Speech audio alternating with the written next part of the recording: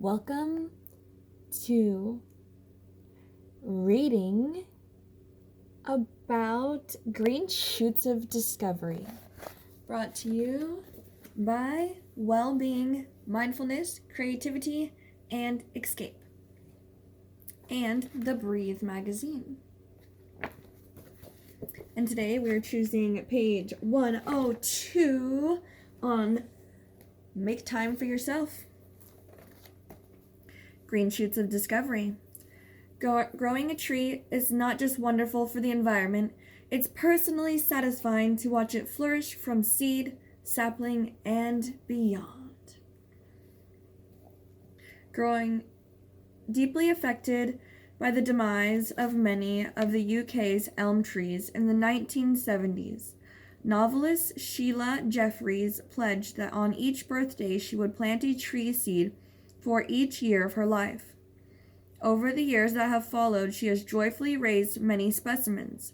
Sheila, whose rural Somerset garden is full of pots containing foraged beech nuts, walnuts, acorns, and more, says, "My first experience of growing trees was when I picked up a shiny conker I found it in a city park.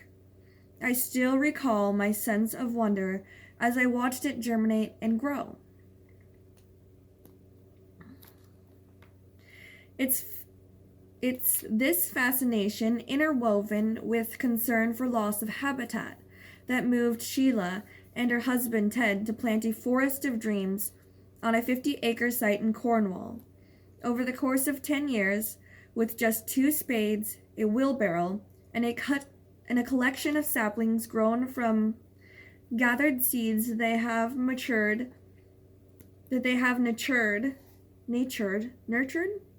this plantation to create a precious young forest. It's a heartwarming and inspiring story, but Sheila is aware that most of us are unlikely to be in a position to step up such a large-scale project. That said, she's keen to point out that raising even a single tree can make a difference. And not only for the environment, on a personal level. The experience of seeing the first green shoot emerge is miraculous, speaking of hope and renewal." Lucina Corpse, co-director of UK-based not-for-profit organization Fellowship of the Trees, would more than likely agree. The group invites people to become tree guardians, and Lucina has seen firsthand the perks that follow.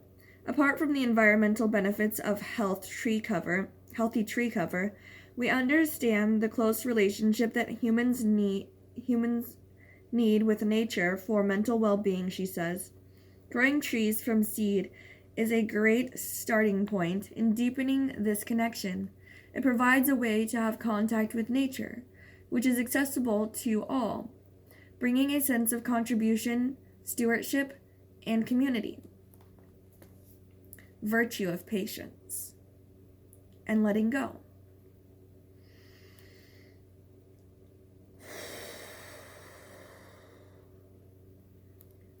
Whether your seeds are a gift or the product of a careful and respectful foraging, growing a tree takes time, and the results are uncertain. Depending upon the species, some seeds require stratification, layering in moist medium like sand to preserve or help them to germinate, to mimic nature's cycles, while others can be planted straight away, says Lucina. Even in nature, not all seeds will germinate, and this stands true with home growing as well. Patience is required, and time will tell whether they'll sprout. In many ways, this nurturing is an exercise in letting go of expectation. The outcome is somewhat beyond personal control, no matter how much TLC is administered. It's a wonderful example of how people can respond to events in their own lives, by not attaching themselves to the outcome. It's also a reminder that seeds can be seen as unrealized potential, and if it's meant to be, they'll grow and mature in their own good time. There is, however, much that can be done to give them the best possible chance of life. Before you begin loving planting those golden acorns or pine seeds in pots, you must be prepared to protect them from all the wild creatures who will eat them. Given a half chance, says Sheila, birds, mice, rabbits, and others will enjoy the meal. If the seed makes it through the winter and sends up a tender little shoot in the spring, the slugs will be ecstatic. Only one slug or snail can eat about 20 baby trees.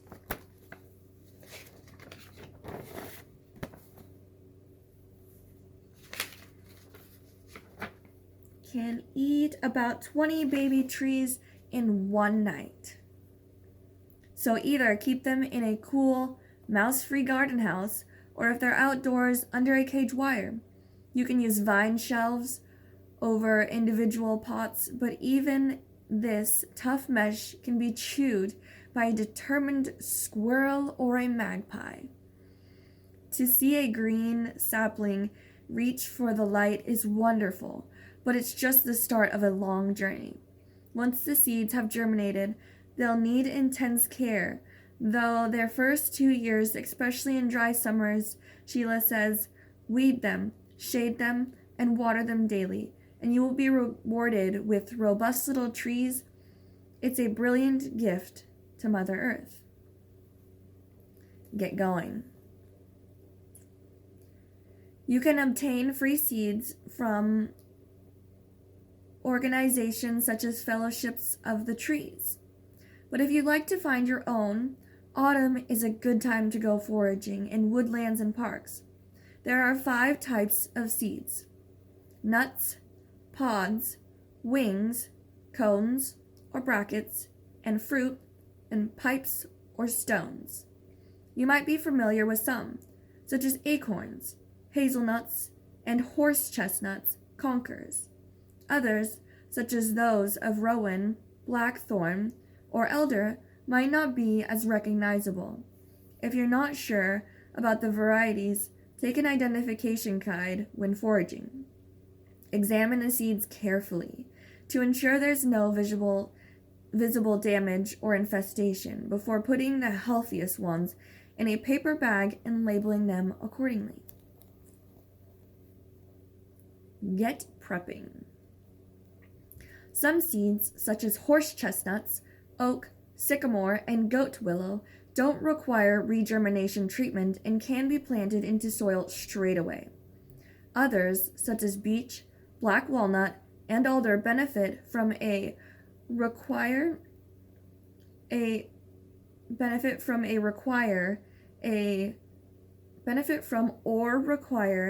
stratification period, which imitates nature's condition to overcome dormancy and promote germination.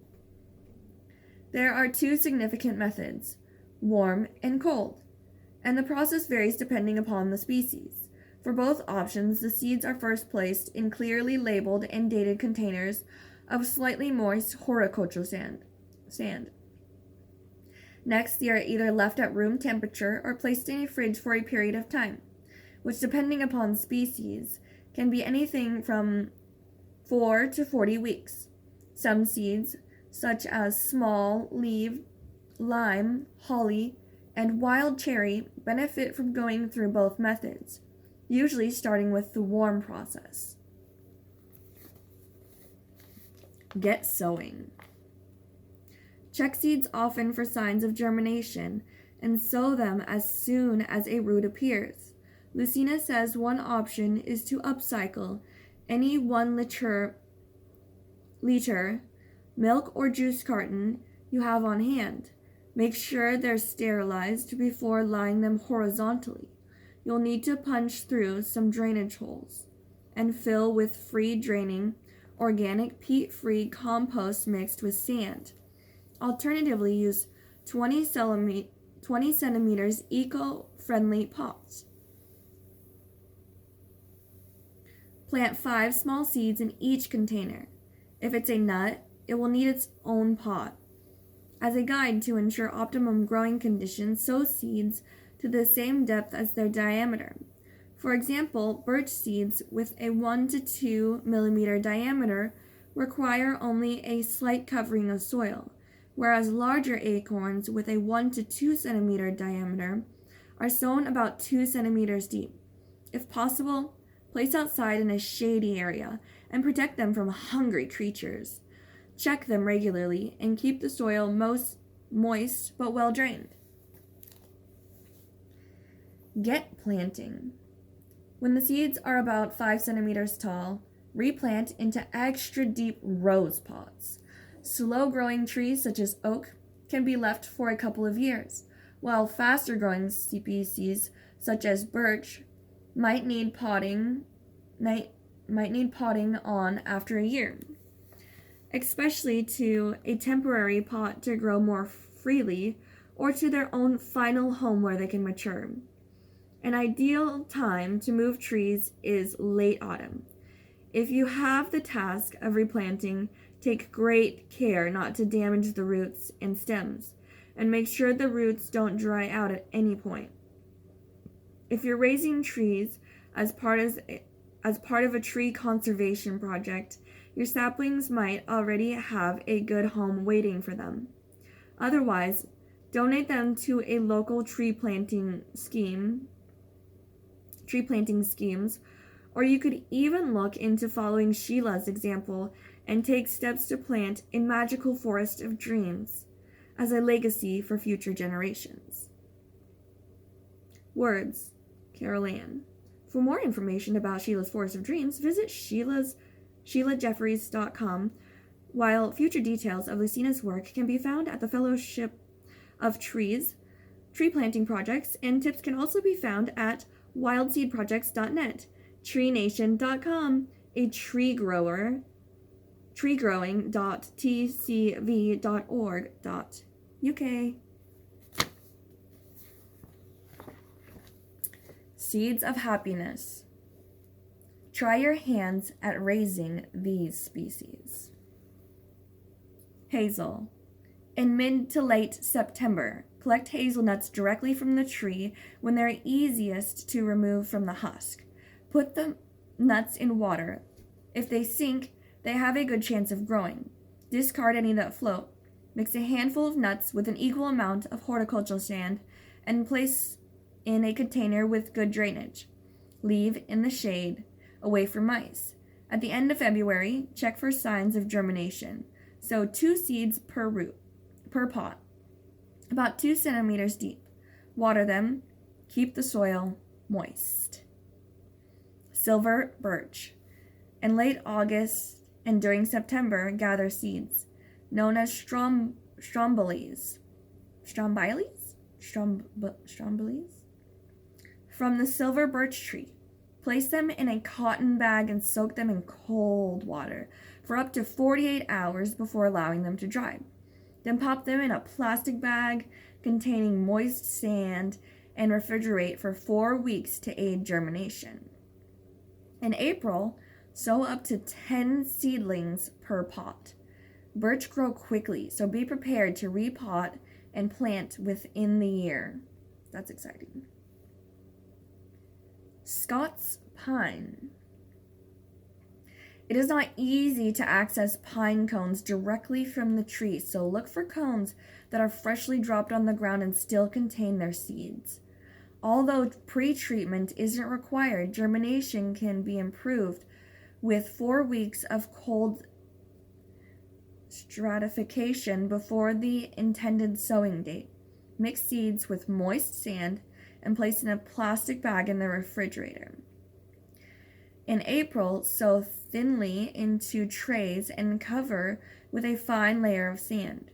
Repot in autumn, and after 2 years, plant the saplings in the earth. English oak. In autumn, gather clean, undamaged acorns from the ground. Place them in water. Keep the ones that sink. No pre-treatment is required as the seeds germinate naturally and quickly in damp conditions. Plant an acorn about 2 centimeters deep into a small pot of organic peat-free compost that has adequate drainage. Alternatively, sow directly into the earth, about 5 centimeters deep. So, that's trees. I love trees. And there's like some really cute art in here. So I was really loving on this.